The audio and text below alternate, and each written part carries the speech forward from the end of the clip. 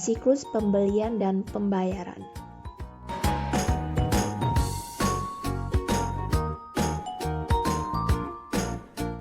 Akun apa saja yang terlibat dalam siklus ini?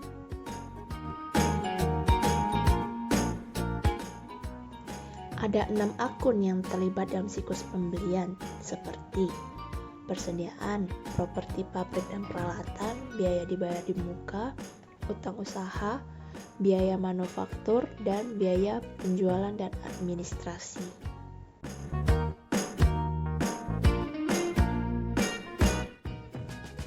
Sedangkan untuk siklus pembayaran itu ada 3 akun, yaitu kas di bank, utang usaha, dan potongan pembelian.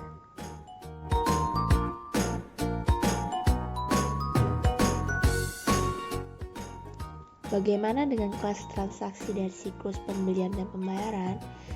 Nah, kelas transaksi ini terdiri dari 3, yaitu pembelian barang dan jasa, pengeluaran kas, dan retur, pengurangan harga, dan potongan pembelian.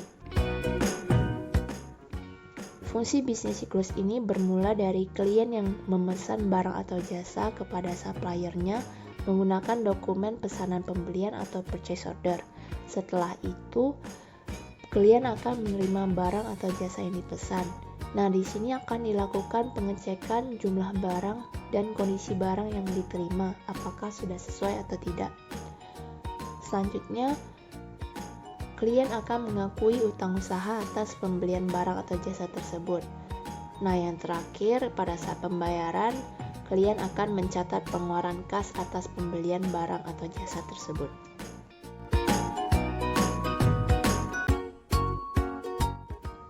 Nah, terdapat 2 sistem dalam penyerahan barang, yaitu FOB Shipping Point dan FOB Destination.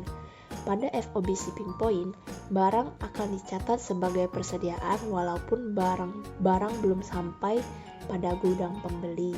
Sedangkan FOB Destination, nilai barang tidak boleh dicatat sebagai persediaan oleh pembeli sampai barang tersebut sampai dan dilakukan serah terima.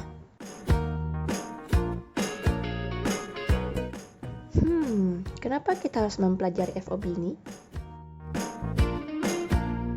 Karena dalam menjalankan audit, penting bagi auditor untuk mengetahui prinsip FOB yang digunakan klien.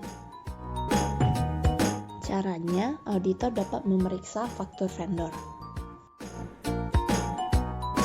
Misalnya, auditor memeriksa faktur atas persediaan yang diterima setelah akhir tahun untuk menentukan apakah mereka berdasarkan FOB Shipping Point. Ketika tanggal pengiriman pada atau sebelum tanggal neraca, persediaan dan utang usaha harus dicatat pada periode berjalan jika jumlahnya material.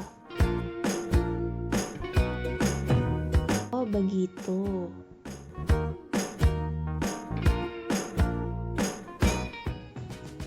Penekanan pada pengujian rincian saldo utang adalah untuk mengungkap utang usaha yang tidak tercatat. Prosedurnya yaitu memeriksa dokumen yang mendasari pembayaran selanjutnya dan tagihan yang tidak dibayar, menelusuri laporan penerimaan yang diterbitkan sebelum akhir tahun ke faktur, menelusuri laporan vendor yang menunjukkan saldo utang usaha pada neraca saldo, mengirim konfirmasi ke vendor, dan cut-off test.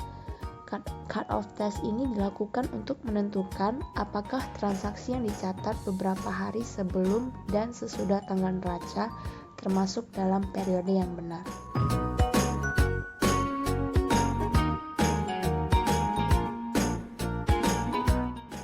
Berikut contoh bukti audit yang dapat digunakan untuk siklus ini, yaitu laporan vendor untuk memverifikasi saldo akhir utang usaha, faktur vendor untuk menemukan data yang hilang, dan konfirmasi utang yang digunakan sebagai pilihan ketika tidak ada laporan vendor dan ketika pengendalian internal klien tidak memadai.